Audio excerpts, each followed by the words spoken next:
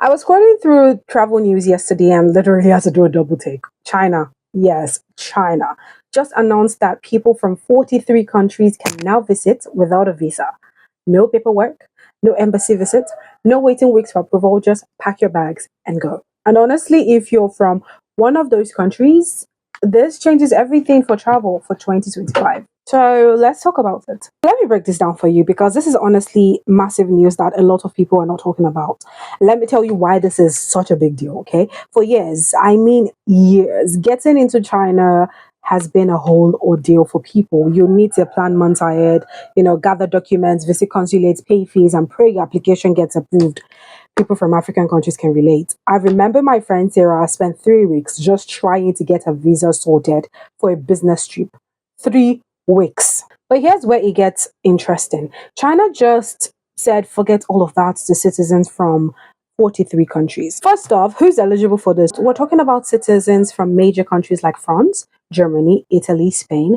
The UK isn't there yet, but Australia and New Zealand made a cut. Now, if you're from Japan, South Korea, or even countries like Brazil, Argentina, Chile, Peru, and Uruguay, those last five don't kick in until June 1st, 2025. What that means is that you can literally just rock up, just rock up to China without any visa prep whatsoever. And here's what I love about this, okay? You don't need to do any of that annoying pre-approval stuff. You know how some countries will make you fill out forms online weeks in advance?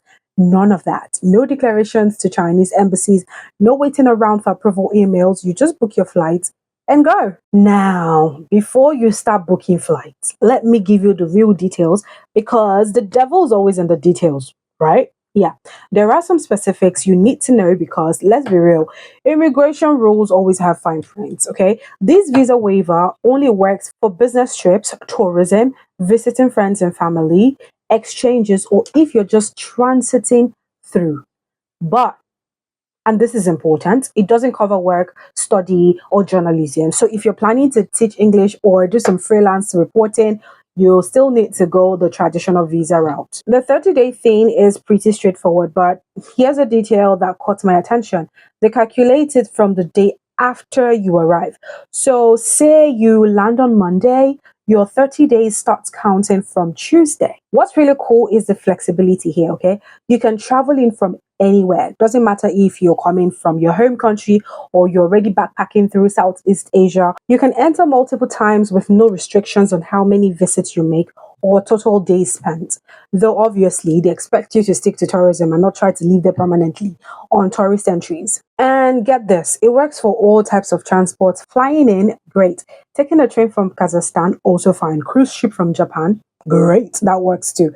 The only caveat is if you're arriving by private transport, there might be some additional procedures, but that's pretty niche for most travelers. Now, one thing I always tell people when traveling is to bring supporting documents, even when they are not technically required, okay?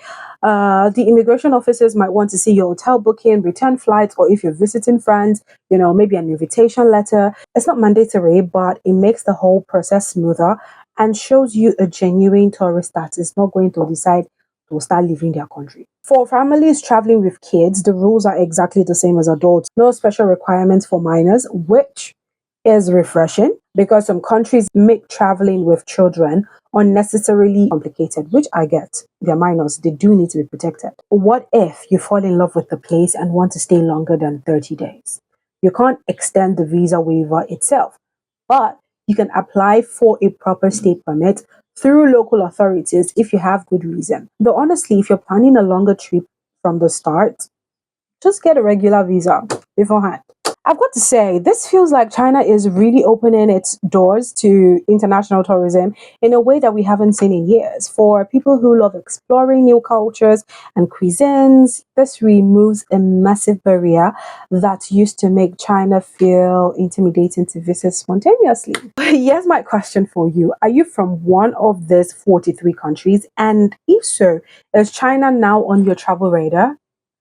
Drop a comment below and let me know where in China you'd want to visit first. And if this was helpful, smash that like button and subscribe because I will always cover more travel news that you should know that could save you time and money on your next adventure.